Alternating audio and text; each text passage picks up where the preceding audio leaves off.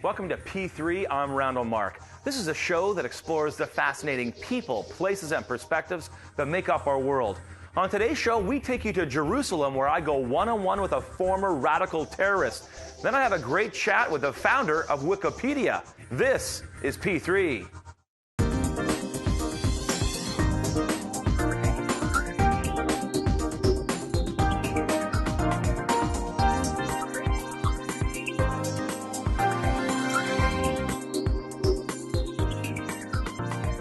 Over 25 years ago, Dr. Tawfik Hamid was a member of an Islamic terrorist organization in Egypt alongside Ayman al-Zawahiri, now the second in command of al-Qaeda. After a traumatic incident involving the terrorist cell, Dr. Hamid escaped the group.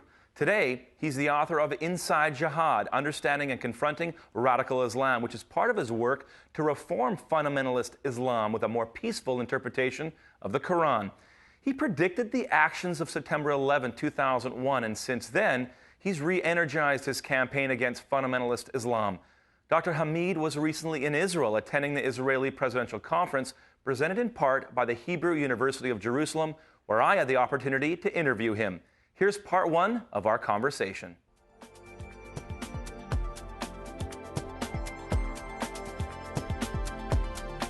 Dr. Hamid, you have a very interesting story. It's a real privilege to talk with you. It's very honored. In your past, you were part of a terrorist organization, an extreme Muslim terrorist organization in Egypt. Tell me the story of what first drew you in to that organization, and then how'd you get out? Briefly, I was interested to serve God. Honestly, I discovered the creator in the DNA molecule while I'm studying it, and I developed such interest to serve God and religion in general. So this religious zeal and attitude toward doing something for the religion was used by the Jama'ah Islamiyah. I joined the group that talks about God and Islam and thinking that I'm doing something good. And within few months period, I was brainwashed through certain process gradually until I changed it completely from an innocent child to someone who really desire to cause harm to others. How did that brainwashing up? That's very interesting. Why? How did they do that? First thing, they suppress your critical thinking. This is, in my view, the most important and critical step. They use suppression of the critical thinking. So the first day I was going to pray with them, for example, they said to me, Al-fikru kufr. Fikr, F-K-R, kufr, K-F-R. Same letters, different. First one means to think. Second one means this will make you an infidel. So they taught me that my brain is just like a donkey that helps me to get to the palace of the king or Allah or Islam. Once you are there with them, you don't take your donkey in the palace. So you leave your brain at the outside. door. Absolutely. This is the most critical. Second was the use of hellfire. They used it in a way to make us afraid of disobeying any command from them. Number three, the concept of sex deprivation syndrome, which is we were unable to marry, unable to have any relationship outside marriage, unable to have physiological release because it was prohibited by most Islamic scholars for sexual desires. And this is on one hand. On the other hand, we have the women waiting up there in paradise waiting for us.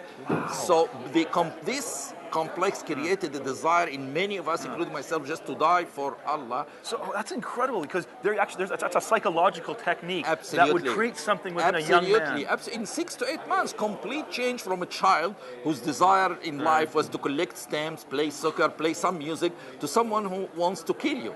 So the change was beyond imagination. So how long were you part of this organization? 1 year, 1.5 years, totally. But what happened, you asked me, what drew me out of it? How did you get out? It was a moment when they asked me to contribute with them in active violence. They asked me to share with them in kidnapping a police officer from Egypt and dig a grave for him beside the mosque and bury him alive.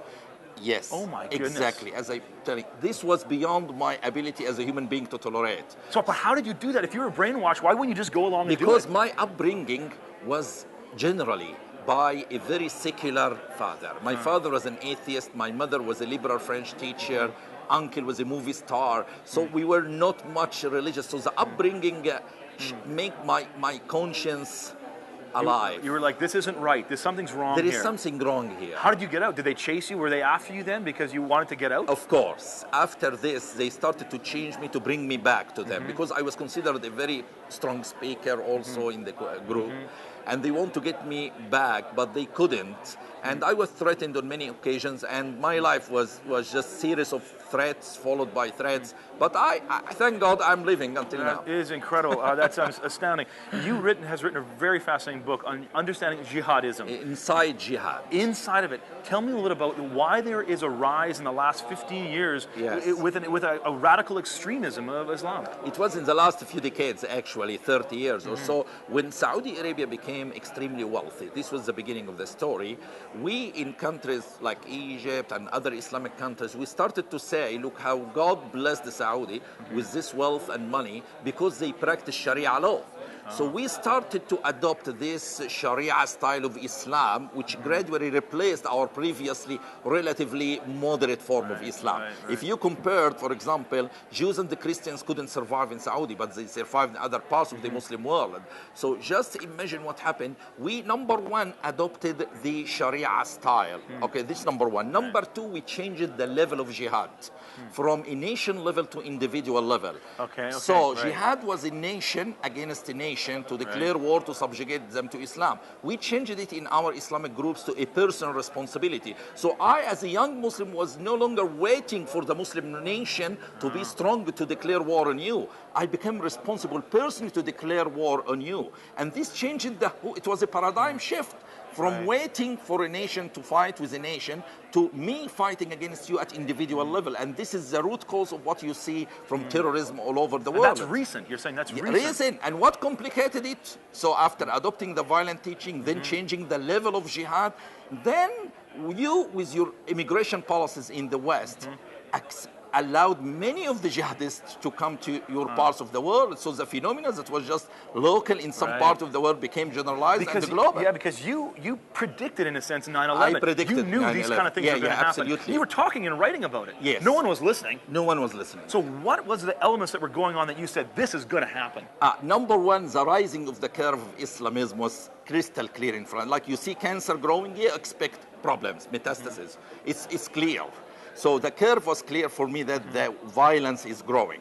Number two, the weak response of the West and the inability of the West to understand the problem made me sure that the problem will escalate.